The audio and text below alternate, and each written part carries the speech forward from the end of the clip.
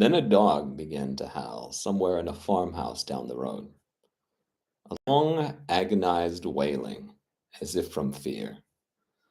The sound was taken up by another dog, and then another and another, till, borne on the wind which now sighed softly through the pass, a wild howling began, which seemed to come from all over the country, as far as the imagination could grasp it through the gloom of the night.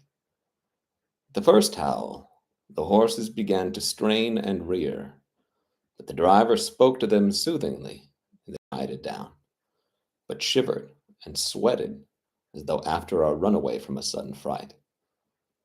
Then, far off in the distance, from the mountains on each side of us, began a louder and sharper howling, that of wolves, which affected both the horses and myself in the same way, for I was minded to jump from the caleche and run, whilst they reared again and plunged madly, so that the driver had to use all his great strength to keep them from bolting. In a few minutes, however, my own ears got accustomed to the sound, and the horses so far became quiet, the driver was able to descend and to stand before them.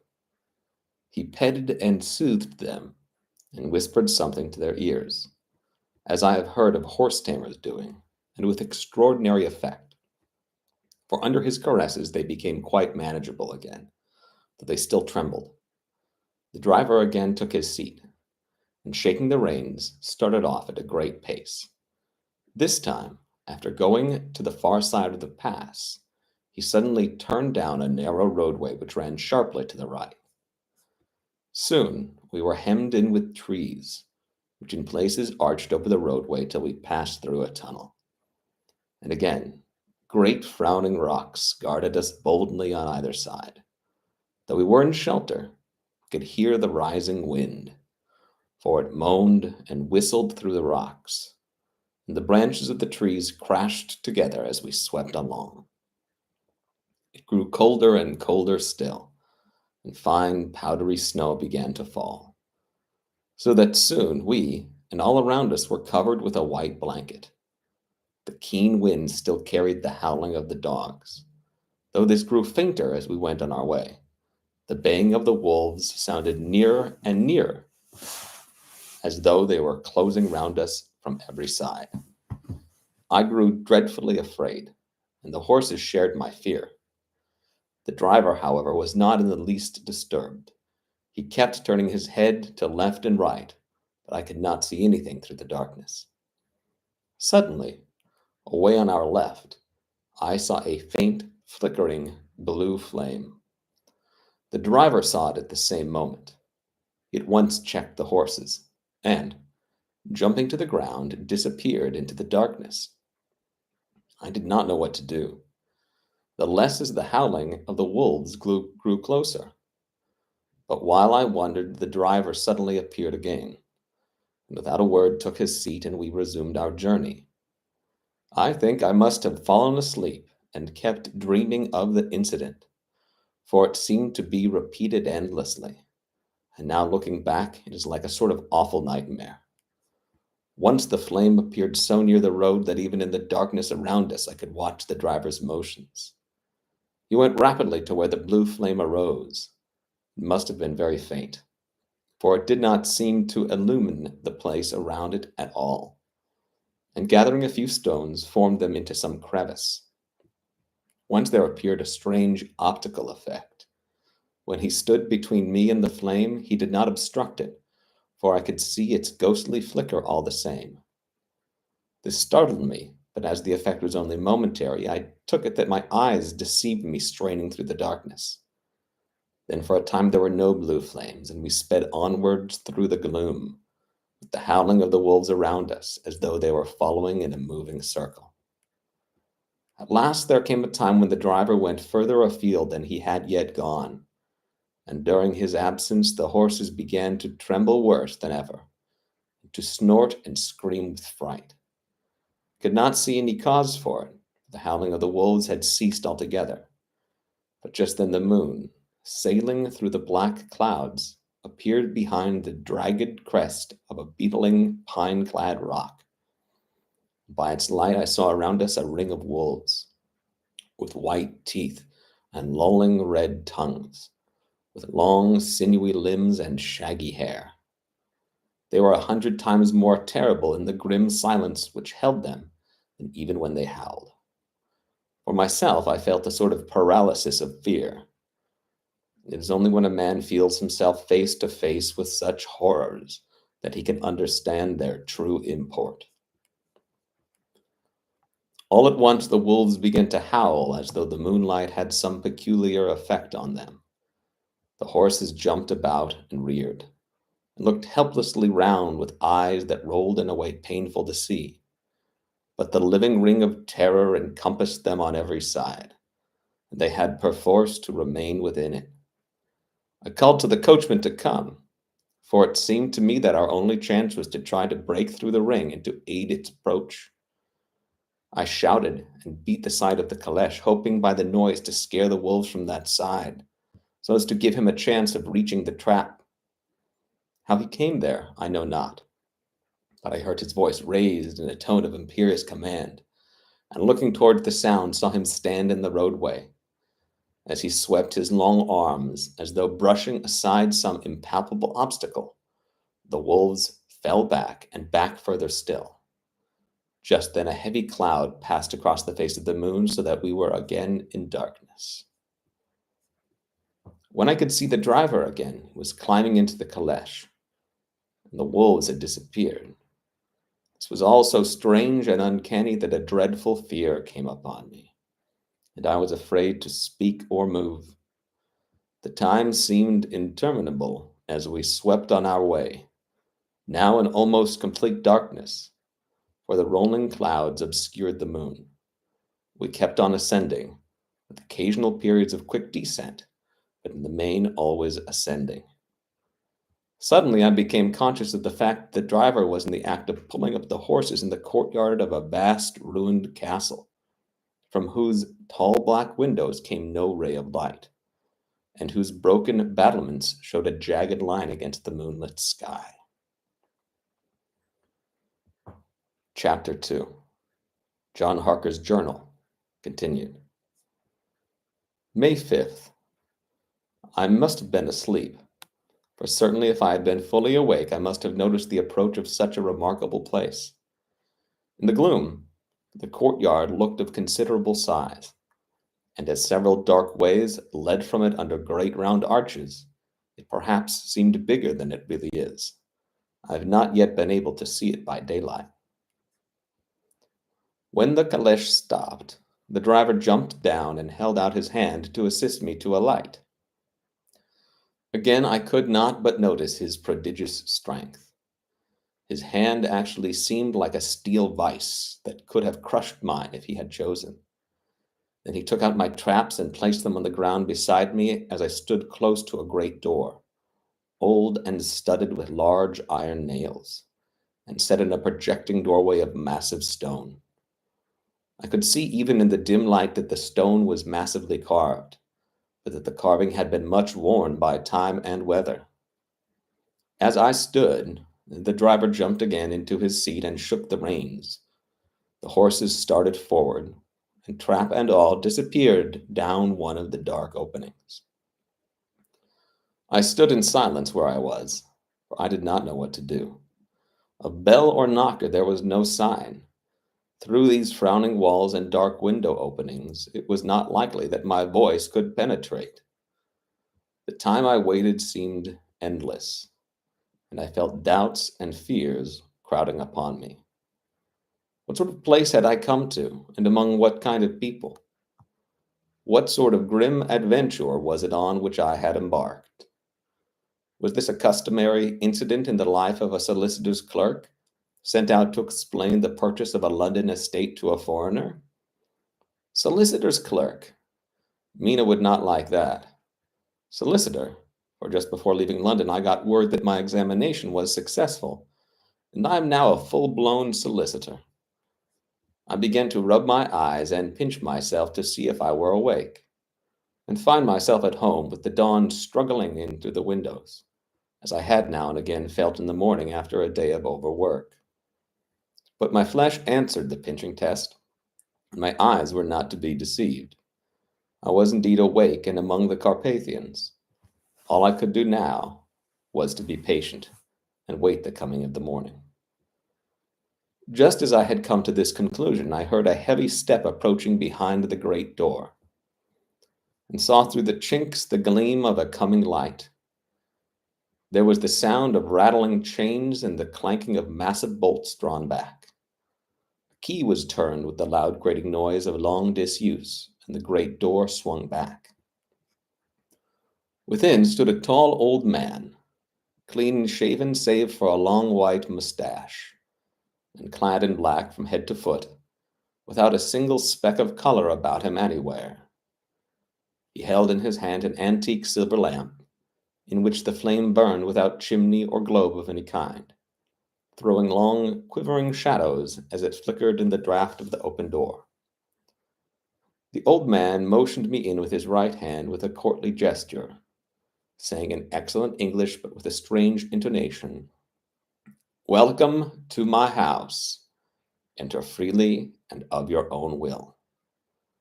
He made no motion of stepping to meet me, but stood like a statue, as though his gesture of welcome had fixed him into stone.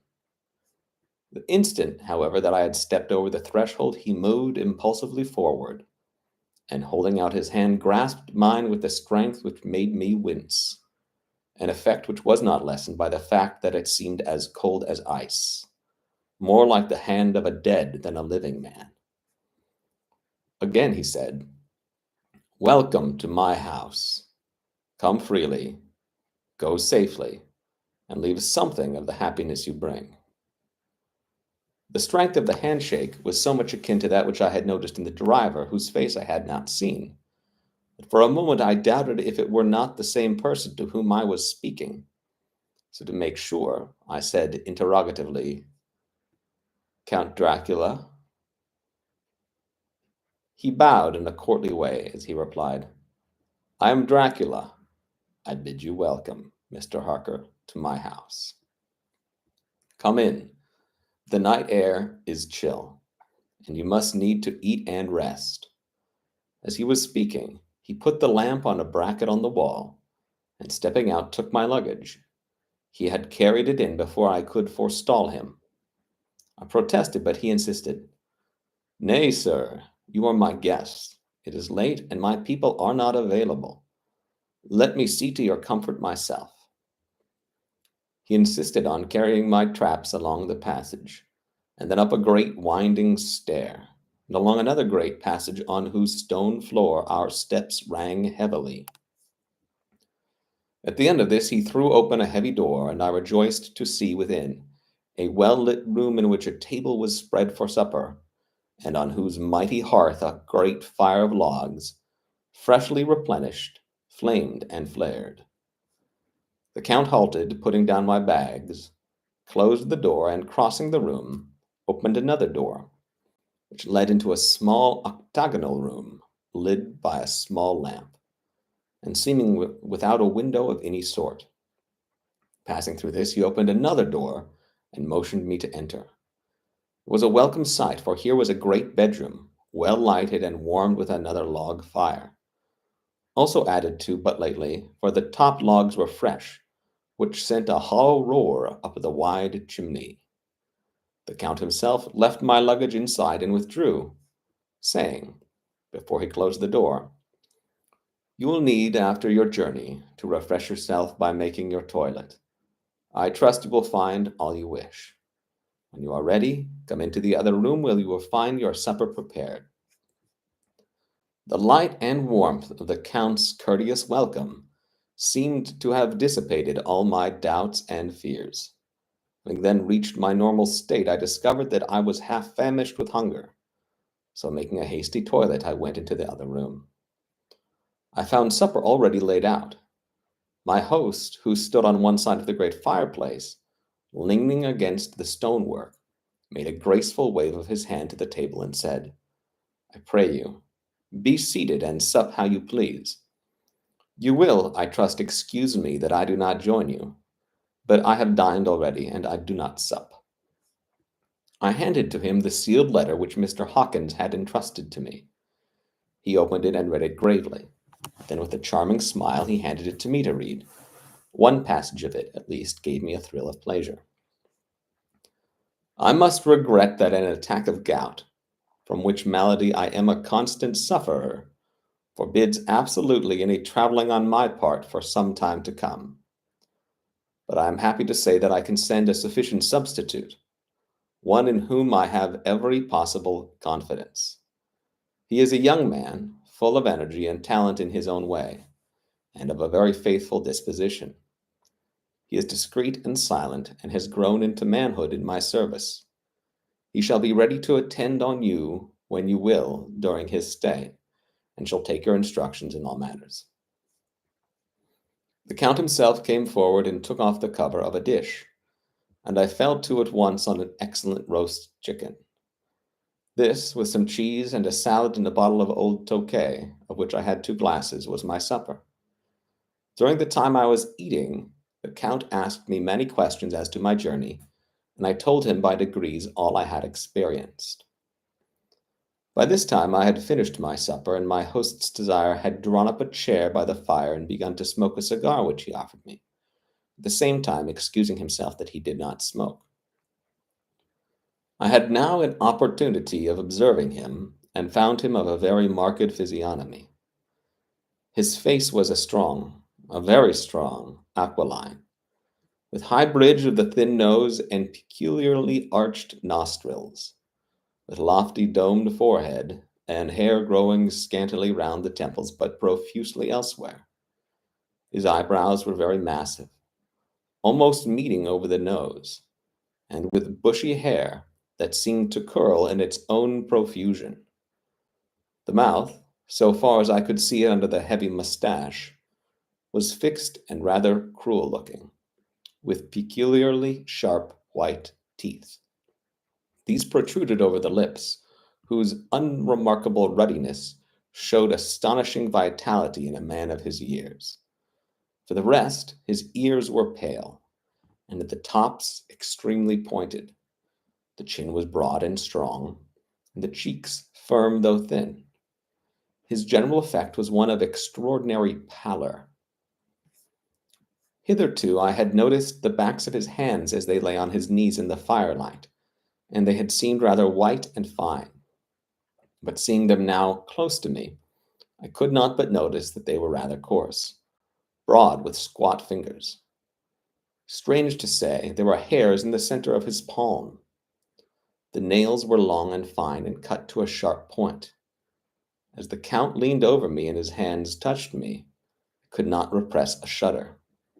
It may have been that his breath was rank, but a horrible feeling of nausea overcame me, which, do what I would, I could not conceal.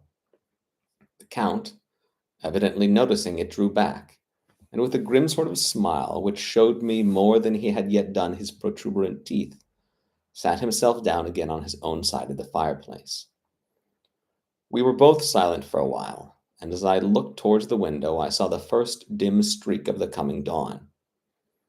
There seemed a strange stillness over everything, but as I listened, I heard, as if from down below in the valley, the howling of many wolves. The Count's eyes gleamed, and he said, "Listen to them, the children of the night. What music they make!" Seeing, I suppose, some expression in my face strange to him, he added, "Ah, sir, you dwellers in the city cannot enter into the feelings of the hunter." Then he rose and said, "But you must be tired.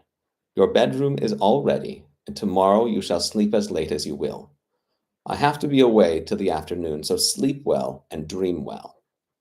With a courteous bow, he opened for me himself the door to the octagonal room. I entered my bedroom. I am all in a sea of wonders. I doubt, I fear, I think strange things what I dare not confess to my own soul. God keep me, if only for the sake of those dear to me. May 7th. It is again early morning, but I have rested and enjoyed the last 24 hours. I slept till late in the day and awoke of my own accord. When I had dressed myself, I went into the room where we had supped, and found a cold breakfast laid out, with coffee being kept hot by the pot being placed on the hearth. There was a card on the table on which was written, "I have to be absent for a while. Do not wait for me. D."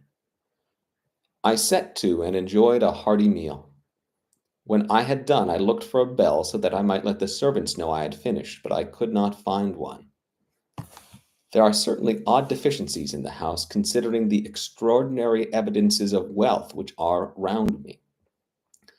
The table service is of gold, and so beautifully wrought, it must be of immense value. The curtains and upholstery of the chairs and sofas and the hangings of my bed are of the costliest and most beautiful fabrics, and must have been of fabulous value when they were made, for they are centuries old, though in excellent order. I saw something like them in Hampton Court, but there they were worn and frayed and moth-eaten. But still, in none of the rooms is there a mirror. There is not even a toilet glass on my table, and I had to get the little shaving glass from my bag before I could either shave or brush my hair. I have not yet seen a servant anywhere, or heard a sound near the castle except the howling of wolves. Some time after I had finished my meal, I do not know whether to call it breakfast or dinner, for it was between 5 and 6 o'clock when I had it, I looked about for something to read, for I did not like to go about the castle until I had asked the Count's permission. There was absolutely nothing in the room, book, newspaper, or even writing materials, so I opened another door in the room and found a sort of library. The door opposite mine I tried, but found it locked. In the library I found, to my great delight, a vast number of English books, whose shelves were full of them, and bound volumes of magazines and newspapers. A table in the center was littered with English magazines and newspapers, though none of them were very recent to date. The books were of the most varied kind: history, geography, politics, political economy, botany, geology, law, all relating to England and English life and customs and manners. There was even such books of reference as the London Directory, the Red and the Blue Books, Whitaker's Almanac, the Army and Navy lists, and, it somehow gladdened my heart to see it, the Law List. Whilst I was looking at the books, the door opened, and the Count entered. He saluted me in a hearty way, and hoped that I had had a good night's rest. Then he went on. "I am glad you found your way in here, for I am sure there is much that will interest you. These companions," and he laid his hand on some of the books, "have been good friends to me, and for some years past, ever since I have had the idea of going to London, have given me many, many hours of pleasure. Through them I have come to know your great England, and to know her is to love her. I long to go through the crowded streets of your mighty London, to be in the midst of the whirl and rush of humanity, to share its life, its change, its death, and all that makes it what it is. But alas, as yet I only know your tongue through books. To you, my friend, I look that I know it is to speak." "But, Count," I said, "you know and speak English thoroughly." He bowed gravely. "I thank you, my friend, for your all too flattering estimate. But yet I fear that I am but a little way on the road I would travel. True, I know the grammar and the words, but yet I do not know how to speak them." "Indeed," I said, "you speak excellently." "Not so," he answered. "Well, I know that. Did I move and speak in your London, none there are who would know me for a stranger. That is enough for me. Here I am noble, I am boyar. The common people know me, and I am master. But a stranger in a strange land, he is no one, men know him not. And to know him not is to care not for. I'm content if I am like the rest, so that no man stops if he sees me, or pause in his speaking if he hear my words. Ha ha! A stranger! I have been so long master that I would be master still, or at least that none other should be master of me. You come to me not alone as agent of my friend Peter Hawkins of Exeter, to tell me all about my new estate in London. You shall, I trust, rest here with me a while, so that by our talking I may learn the English intonation, and I would tell you when, and I would that you tell me when I make error, even of the smallest, in my speaking. I'm sorry that I had to be away so long today, but you will, I know, forgive one who has so many important affairs at hand. Of course, I said all I could about being willing and asked if I might come into that room when I chose. He said, yes, certainly, and added, you may go anywhere you wish in the castle except where the doors are locked, where of course you will not wish to go. There is reason that all things are as they are, and did you see with my eyes and know with my knowledge, you would perhaps better understand. I said I was sure of this, then went on. When in Transylvania it is not England, our ways are not your ways, and there shall be to you many strange things. Nay, from what you have told me of your experiences already, you know something of what strange things there may be.